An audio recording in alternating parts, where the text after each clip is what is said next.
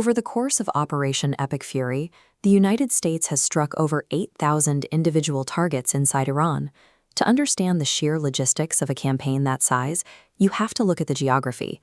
Iran covers a massive physical footprint, roughly twice the size of Texas. Over the last 3 weeks, U.S. and allied forces have maintained a tight defensive net, intercepting and neutralizing more than 2,000 incoming drones and ballistic missiles. With military objectives largely achieved, President Donald Trump has publicly signaled his intent to wind down the conflict and negotiate an end to the war. But the battle space is still active. Iran retains enough strike capability to launch medium-range missiles at remote targets, like the Allied Naval Support Facility located here at Diego Garcia in the Indian Ocean. This creates a strange diplomatic bottleneck. The Allied military campaign successfully crushed Iran's offensive capabilities, but the resulting destruction has actually removed the traditional pathways to negotiate a ceasefire. The United States military approached this conflict with a highly specific mandate: dismantle hard military infrastructure and clear global economic choke points. That strategy involved precision strikes on sites like the Natanz nuclear facility, which serves as Iran's primary center for enriching uranium. Planners often bomb these specific locations just to monitor the aftermath. If no radiation is released from the rubble, they know the facility was either inactive or they need to strike a different target. To crack open those heavily fortified targets, the U.S. deployed 5,000-pound satellite-guided bunker-busting bombs. Those munitions were largely directed at radar installations and anti-ship missile batteries operating along the Strait of Hormuz.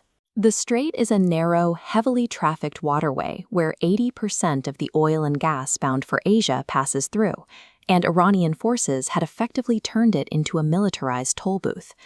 Clearing these targets required pushing the limits of U.S. artillery. Ground forces executed the longest artillery strike in Army history, using precision strike munitions, or PRISMs, which are advanced surface-to-surface guided rockets. Fired from land-based launchers near the Persian Gulf, these satellite-guided rockets penetrated far deeper into Iranian territory than older munitions ever could. The systematic destruction of that hardware achieved the Pentagon's primary goals. Iran's navy is currently docked, its tactical fighters are grounded, and its ability to project meaningful power beyond its borders has been completely neutralized. While the United States focused on dismantling military hardware, Israel pursued a distinct and separate tactical track. The Israeli military heavily prioritized leadership decapitation and targeted assassinations. They specifically went after commanding officers and the Basij, a large volunteer paramilitary force operating under Iran's Revolutionary Guard. Israel also directed strikes against Iranian oil fields, aiming to inflict severe, immediate economic pain on the domestic population. That decision caused real friction with U.S. leadership.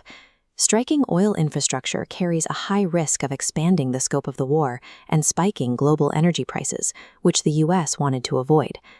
When you combine the massive U.S. hardware destruction with Israel's targeted assassinations, the Allied forces effectively broke the Iranian state. But in doing so, they pushed the country into a highly decentralized collapse. The Allied forces were so tactically successful that they inadvertently created an unmanageable aftermath. Unlike most militaries, Iran lacks a single command hub. The country is partitioned into 31 provinces, each with an independent military unit. Because decapitation strikes wiped out the national leadership, the command structure evaporated. Those 31 regional units now operate entirely on their own. Israeli Prime Minister Benjamin Netanyahu candidly admitted that right now, Allied intelligence simply does not know who is actually running the country. Which brings us back to the president's desire for a rapid off-ramp. To end a war diplomatically, you need a recognized authority on the other side of the table who can agree to terms and enforce them across their own military. You can hit 8,000 targets and achieve absolute dominance on the battlefield. But if you wipe out the leadership of a deeply decentralized nation, you eliminate the only people capable of officially surrendering.